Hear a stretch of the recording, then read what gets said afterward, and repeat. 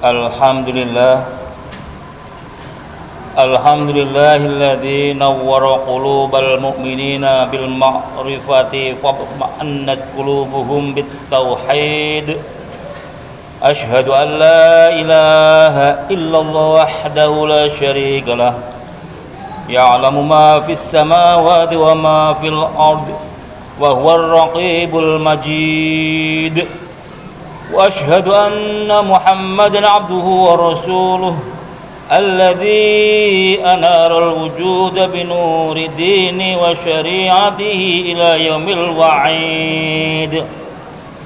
Allahumma shalli wa sallim ala sayyidina Muhammadin wa ala alihi wa sahbihi wa man tabi'ahu bi ihsanin ila yaumil maw'ud. Amma ba'd. فيا عباد الله أوصيكم ونفسي بتقوى الله واتقوا الله فإن التقوى خير الزاد التقوى. Ma'asyiral muslimin, sidang Jumat rahimakumullah. Mari kita senantiasa meningkatkan takwa kepada Allah Subhanahu wa taala yang perwujudannya dengan menjalankan semua perintahnya dan menjauhi segala larangannya. Dalam kesempatan khutbah kali ini, saya akan mengangkat sebuah permasalahan, yakni kerusakan moral remaja. Permasalahan ini diangkat dengan latar belakang di tengah-tengah kita sedang giat-giatnya membangun bangsa yang maju dan bermoral sesuai dengan arah reformasi, namun justru para remaja kita malah kehilangan moralnya, budi pekerti dan akhlaknya. Maka marilah kita mencoba menggali bersama-sama permasalahan tersebut dalam kesempatan khutbah kali ini, sehingga nantinya generasi muda yang terperosok dalam jurang kerusakan moral segera dapat terentaskan. Ma'asyiral muslimin, sidang Jumat rahimakumullah. Remaja merupakan penerus generasi bangsa. Tanpa remaja, maka kesinambungan masa depan bangsa tidak ada. Remaja juga merupakan tumpuan harapan masa depan bangsa. Jika para remaja atau peran pemuda itu baik, berilmu dan berakhlak, maka cerahlah masa depan bangsa.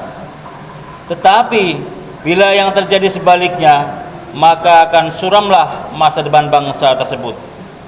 Namun bila kita melihat generasi penerus bangsa kita di masa kini, tampaknya kita sedikit merasa prihatin, karena sebagian para remaja atau pemuda kita ternyata banyak yang kehilangan nilai moralnya. Mereka makin lepas dari kendali agamanya dan makin jenuh terhadap ilmu pengetahuan. Yang demikian itu dapat kita saksikan dalam kehidupan sebagian remaja kita sehari-hari. Mereka banyak yang lebih suka nongkrong-nongkrong di pinggir jalan, suka pergaulan bebas tanpa batas, banyak terlibat minuman keras dan narkotika, serta banyak terlibat tindakan kriminalitas dan kekerasan. Bahkan akhir-akhir ini pemerintah menggalakkan untuk menyetop judol atau judi online. Pendek kata, mereka lepas dari ikatan moralnya bagi kuda binal yang lepas dari kendalinya. Sungguh keadaan seperti ini sangat menyedihkan kita semua, sebab di tengah-tengah kita sedang giat-giatnya membangun bangsa yang maju, justru para remaja kita malah kehilangan moral. Namun inilah sebagian kecil, mudah-mudahan jamaah sidang Jumat rahimakumullah. Bila kita selidiki, maka hal tersebut dapat terjadi karena pertama, pendidikan bagi anak remaja kita sangat minim sekali. Pendidikan agama sangat minim pada mereka, karena jam pelajaran di sekolah-sekolah umum khususnya terbatas sekali, tidak sesuai dengan banyaknya materi pelajaran agama yang harus disampaikan. Di luar itu, mereka juga kurang mendapatkan pendidikan agama yang baik. di rumah maupun di tempat-tempat pendidikan non formal seperti di musola, masjid, madrasah diniyah dan lain-lain. Akibatnya pengetahuan mereka sangat kurang. Ibarat orang memasuki istana, ia baru berdiri di pintu gerbangnya saja, ia belum mengetahui besarnya istana itu dan betapa nyamannya berada di dalamnya. Begitu juga ia belum merasakan betapa bahayanya di lautan kemungkaran, sehingga ia suka menceburkan diri di dalamnya. Agama Islam menganjurkan kepada umatnya agar beramal dalam kehidupan yang penuh dengan muatan moral, karena itu seorang yang mengetahui secara luas ajaran Allah dan menjalankan ajaran-ajarannya, ia kelak menjadi manusia yang berakhlak, yang jauh dari tindakan kemungkaran dan kemaksiatan.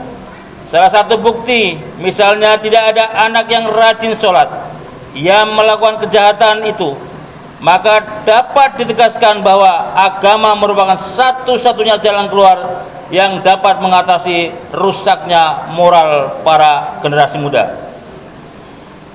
Dalam hal ini, baginda Rasul Nabi Agung Muhammad SAW bersabda, "Adibu auladakum ala salasi khisalin, hubba nabiyikum wa hubba ahli baitihi wa qiraatil Qur'an, wa inna hamalatal Qur'an fi dhillallahi yawma la dhilla illa dhilluh ma'a anbiya'ihi wa asfiyaihi," yang artinya, didiklah anak-anakmu dalam 3 perkara.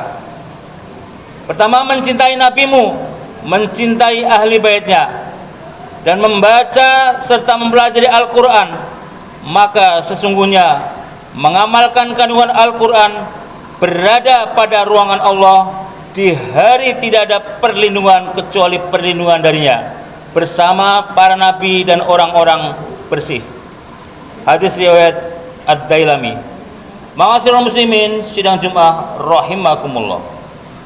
Sebab kedua yang menjadikan menurunnya nilai moral para remaja kita adalah karena tidak ada teladan orang tua bagi mereka.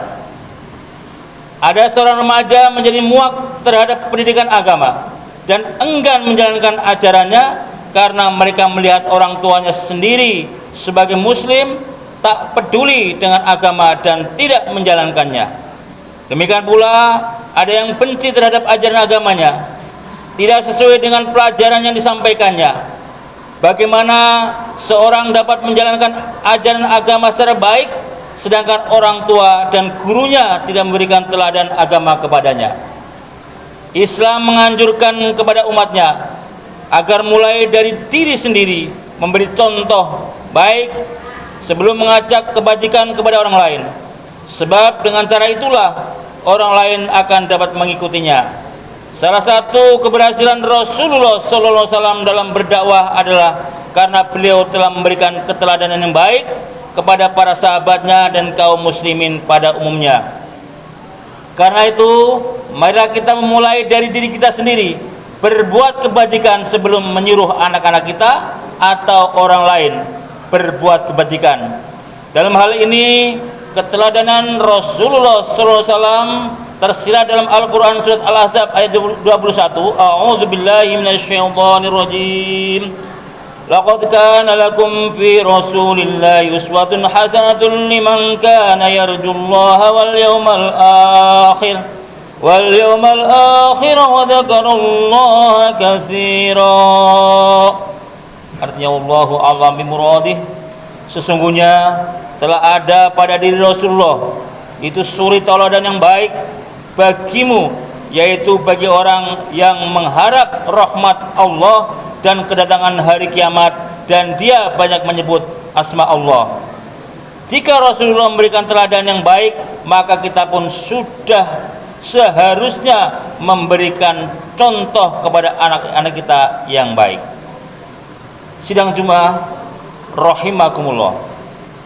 Sebab yang ketiga yang mengakibatkan rusaknya akhlak pada anak-anak remaja kita adalah karena kurangnya controlling orang tua, yang disebabkan kesibukan atau karena memang tak peduli atau acuh tak acuh. Seorang anak kadang sudah dididik agama secara mendalam, baik di rumah maupun di sekolah, tetapi karena kurang kontrol orang tua, anak tersebut dapat terjerumus kepada tindakan amoral. Seperti secara mengejutkan, anak kita terlibat tindak kejahatan, misalkan narkotika, pemerkosaan, dan lain-lain. Untuk itu, marilah kita berhati-hati.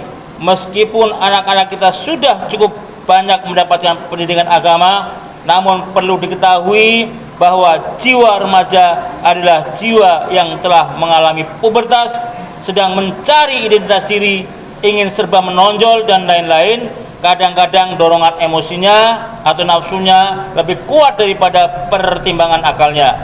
Sebab itu mereka sangat membutuhkan controlling dari orang tua, pertimbangannya serta bimbingannya. Dengan cara itu, insya Allah anak-anak kita akan terjaga dari perbuatan-perbuatan yang negatif.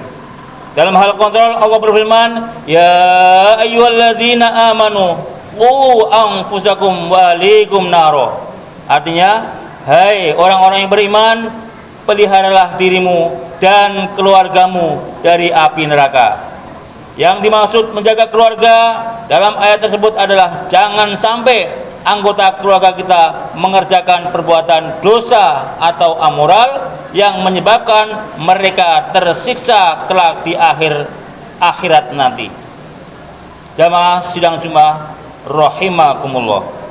Sebab keempat yang menjadikan kehilangnya moral pada anak-anak remaja kita adalah karena pengaruh lingkungan. Cukup banyak anak remaja yang mendapatkan pendidikan secara matang, tetapi karena mereka hidup di lingkungan yang tidak baik dan bergaul dengan teman yang buruk akhlaknya, lama-kelamaan mereka terpengaruh juga. Ternyata pengaruh lingkungan sangat cepat sekali, lebih cepat menularnya dari penyakit pada seseorang. Maka marilah kita tempatkan keluarga kita pada lingkungan tetangga yang baik. Kita kontrol dan kita arahkan anak kita jangan sampai salah dalam memilih teman bergaul. Dalam hal ini baginda Rasul Nabi Muhammad sallallahu alaihi wasallam bersabda, al-jaru qabla dari war-rufiqu qabla tariq. Artinya, perhatikanlah tetangga sebelum memilih rumah dan pilihlah teman sebelum berjalan. Ma'asyiral muslimin sidang Jumat rahimakumullah. Sebab kelima yang mengakibatkan hancurnya akhlak pada anak remaja kita adalah karena banjirnya pengaruh negatif dari barat. Derasnya pengaruh negatif ini adalah oleh karena salah satu proyek kaum Yahudi dan non-muslim, yaitu ingin merusak akidah. Sebab itu mereka berusaha memasukkan pengaruh tersebut melalui berbagai jalan, melalui media sosial, televisi, video, dan lain-lain. Akibatnya tanpa terasa anak-anak kita telah terpengaruh dengan budaya barat tersebut. Oleh karena itu, marilah kita bendung pengaruh negatif itu dengan memberikan pengarahan secara intensif, maksimal kepada anak-anak kita, di samping dengan pendalaman dan pengalaman terhadap agamanya, dan mudah-mudahan anak-anak kita terjaga dari perbuatan-perbuatan yang mungkar tersebut. Sebagai penutup, marilah kita selamatkan anak-anak remaja kita dari kehancuran akhlak dengan memperbanyak pendidikan agama, membimbing dan mengarahkan mereka. Terutama kita doakan anak-anak kita semoga menjadi anak yang soleh, soleha. Semoga Allah SWT memberkahi kita semua. Amin ya rabbal alamin. Barakallahu li wa lakum fil Qur'anil azim wa nafa'ani wa iyyakum bima fihi minal ayati wa dzikril hakim. Innahu huwal ghafurur rahim.